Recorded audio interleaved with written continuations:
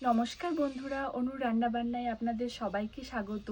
আজকে বাজার থেকে দেশি কাতলা মাছ আনা হয়েছে। চলুন এই দেশি কাতলা মাছ দিয়ে আপনাদের বাঙালির প্রিয় দই কাতলা করে দেখাই। চলুন বন্ধুরা, দই কাতলা বানানোর জন্য প্রথমে আমরা কড়াইয়ে সর্ষের তেল দিয়ে দেবো।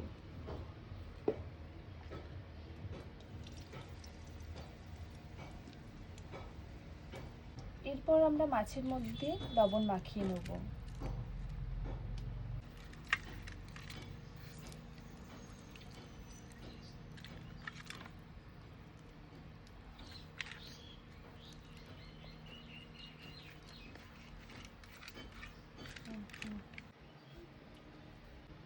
তেলটা ভালো করে গরম হয়ে গেছে, এবার আমরা কাতলা মাছগুলো ভেজে দেবো।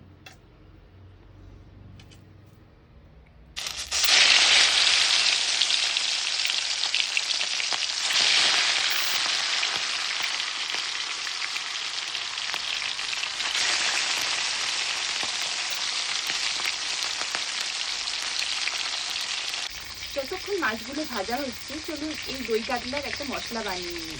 আমি নিয়ে নিয়েছি এখানে ছোট সাইজের দুটো পেঁয়াজ, নিয়ে নিয়েছি একটা গোটা রসুন, অল্প একটু আদা কুচি, কাঁচা লঙ্কা নিয়ে নিয়েছি 4টে এবং ধনে পাতা নিয়ে নিয়েছি, আর সাথে নিয়ে নিয়েছি 4 থেকে 5টা কাজু। এগুলোকে আমি ভালো করে পেস্ট করে নেব। চলুন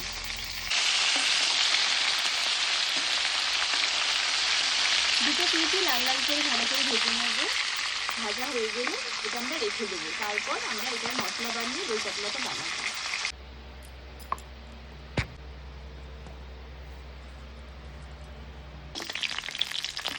দেখুন মাছগুলো লাল লাল করে ভাজা হয়ে গেছে, এরপর এটা আমি তুলে নেব।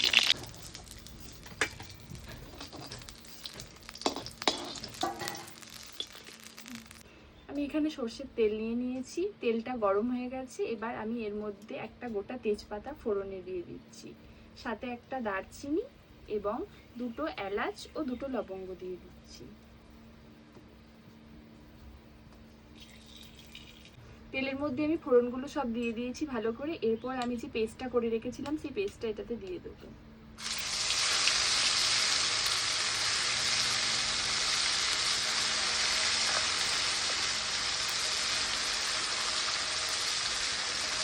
এবার মশলাটাকে ভালো করে কষাতে হবে। মশলাটা এবার ভালো করে কষিয়ে নিচ্ছি। মশলাটা ভালো করে ভাজা ভাজা হয়ে গেলে এর মধ্যে আমি দিয়ে দেবো নুন এবং জিরের গুঁড়ো।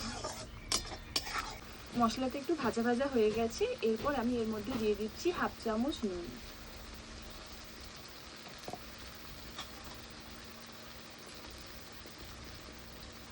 এবার আমি 1/2 চামচ জিরের গুঁড়ো দিয়ে দিচ্ছি।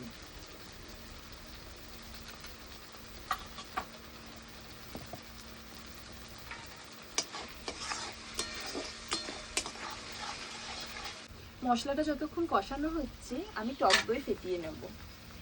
টক দইয়ের মধ্যে আমি দিয়ে দিয়েছি 1/2 চামচ চিনি। এবার এটা আমি ভালো করে ফেটিয়ে নেব। মশলাটা থেকে অল্প অল্প তেল ছেড়ে আসছে, আমি এবার এর মধ্যে দিয়ে দেবো টক দই।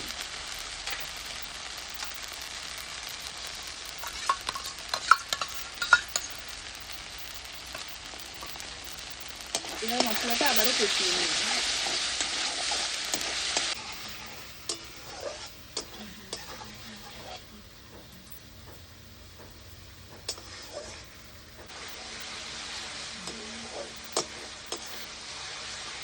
এই যে মশলাটা কড়াই থেকে ছেড়ে যাচ্ছে, তার মানে এটা কষানো হয়ে এসেছে।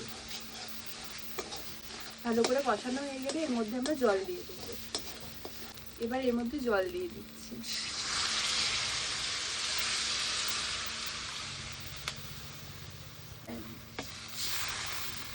ঝোলটা ভালো করে ফুটে গেছে, এরপর আমরা ভেজে রাখা মাছটা দিয়ে দেবো।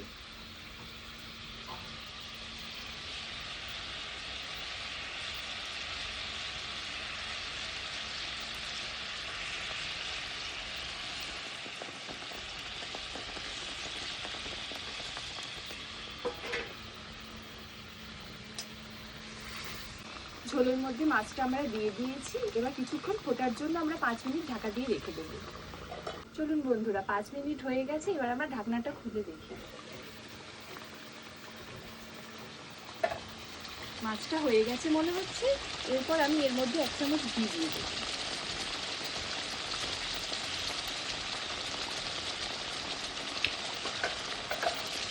আর দিয়ে দেবো সামান্য ধনেপাতা কুচি।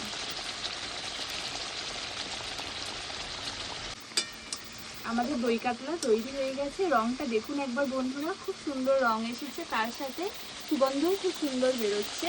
আমাদের দই কাতলা তৈরি হয়ে গেছে। এবার আমরা এটাকে ভেজে নেব।